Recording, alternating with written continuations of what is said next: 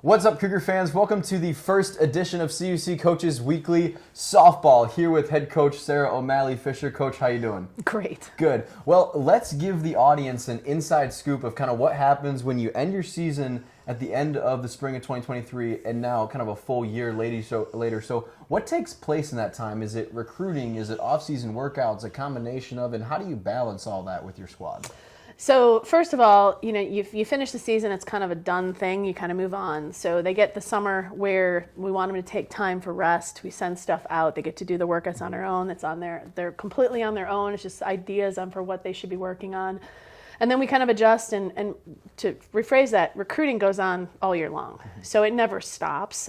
So there is some recruiting that goes on during the summer. There's tournaments. Actually, I saw quite a few of the girls at some tournaments last summer, so it was kind of nice that way.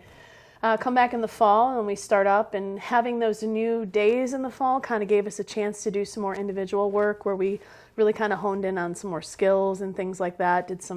Did a day where we played Roosevelt with an alumni that came in, and we just kind of worked the fall with trying to get us ready for our preseason, which started in January. And we had some extra days left over, so we're able to kind of have like a different perspective. So we had like pitcher catcher report, then we had the infielders and outfielders kind of report, and kind of did some things a couple days a week where we just really again honed down those skills, and then started our practice. And I couldn't tell you, we are so blessed on the 26th of February to have 65 degrees where we can be outside. I mean, we have not had our late night practices, so I think the demeanor of the players is a little bit better.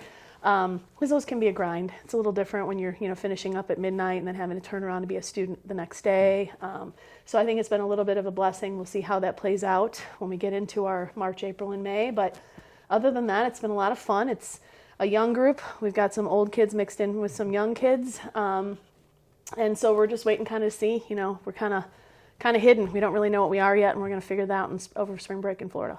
And let's talk about some of those faces coming back to your squad. Let's start with Ashley Schroll. She was your ace in the circle last year. She led the conference in saves. So what does it mean to get an arm like that back for you?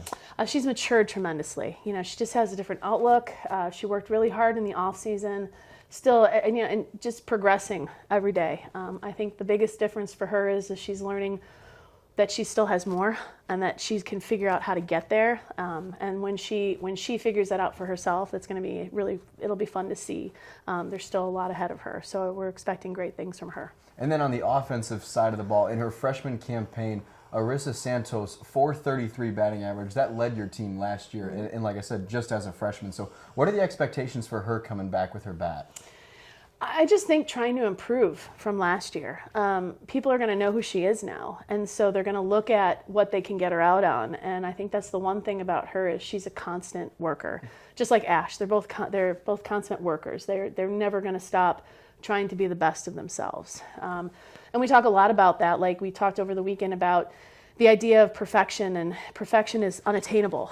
But as you reach for perfection, you can find excellence. And I think that that's what each of the kids are trying to do. They're trying to find their excellence. And that doesn't mean that they're going to be perfect. It doesn't mean they're not going to have bloops. But I think those two kids kind of epitomize that. They never take a pitch off. They're not afraid to, go the extra mile to make sure that they're helping their teammates. And they want the team to be successful.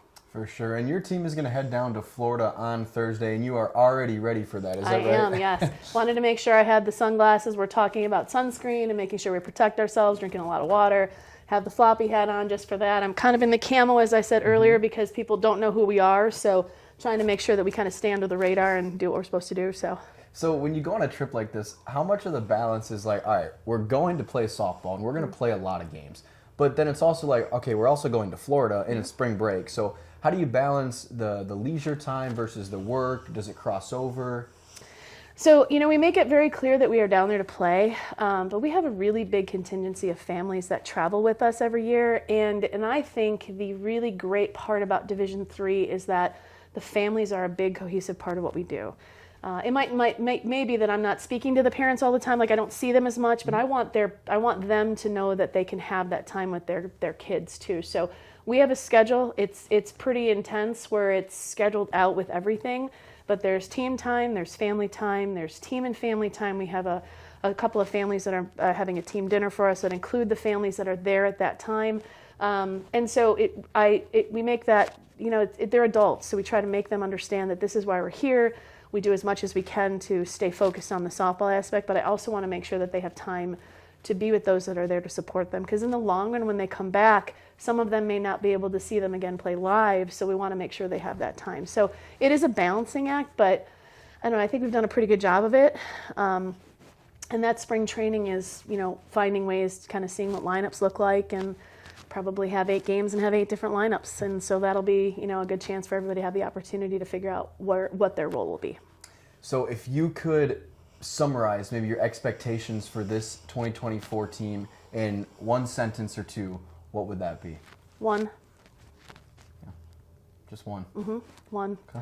And that's because we've been 1 away from the conference tournament. Mm-hmm. And if we can get that 1. So we need 1 more out, 1 more run. We need 1 more really good inning. We need 1 more win. We need 1 more person to step up.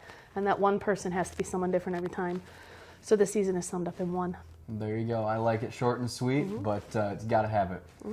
Well, join the Cougars in action in Florida via the website, www.cucougars.com. Head there for more information. We're super excited to kick off another softball season underway here at CUC. Good luck in Florida and good luck the rest of the year. Thank you very much. Appreciate Roll it. Cougs.